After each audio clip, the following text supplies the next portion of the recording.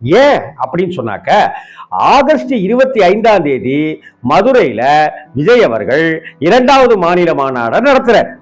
அதே அடுத்தாப்புல 27 தமிழகம் முழுவதும், இந்தியா முழுவதும் விநாயக சதுர்த்தி பண்டிகை கொண்டாடப்படுது.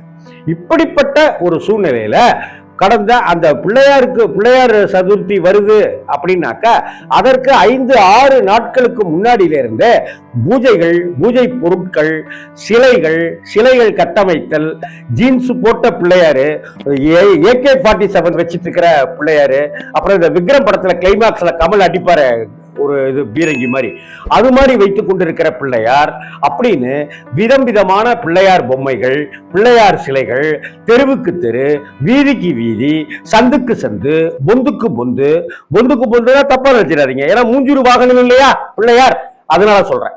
அப்படி எல்லா இடத்துலையும் வைக்கப்படுவது